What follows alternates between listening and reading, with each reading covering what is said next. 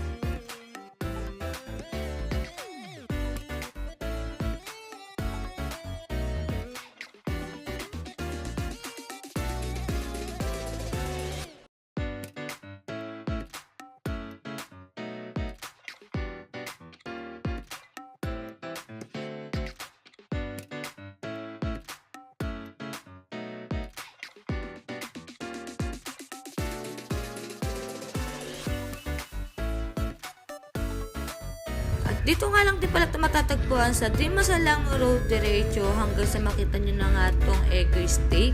At hindi nga rin pala kayo mahihirap maghanap na ito dahil katabi nga lang nito yung paluto. May available nga rin pala sa kanilang shake kaya ito nga na po-order nga pala ako dyan ng shake. Sa halaga 79 may large shake ka na nga dyan.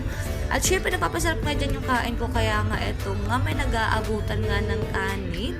Dahil nga hindi nga ako dyan naka-only rice, yung boyfriend ko nga lang din yung naka-only rice dyan. Kaya yung boyfriend ko lang din yung nag-aabot nga sa akin. Gaan ka pa nga dyan ng 30 pesos bago ko nga makapag-only rice. Kaya ang ginagawa nga namin ng boyfriend ko, siya na nga lang ito pinag-only rice ko para nga hindi nga masayang. Kasi pag sa akin napunta yung only rice, sayang nga naman talaga dahil nga may hina nga lang din talaga ako kumain ng mga kanin. At pag sa boyfriend ko naman, napakasulit nga naman talaga sa kanya ng only rice dahil nga nakakalima 3 nga siyang kain. At kita-kita nyo nga naman talaga nag-i-enjoy nga ako dyan dahil nga na-miss ko nga rin talaga kumain nga dito. Dahil 1 taon na nga rin talaga kami hindi nga nakakadalaw nga dito dahil nga busy nga kami sa trabaho nga namin.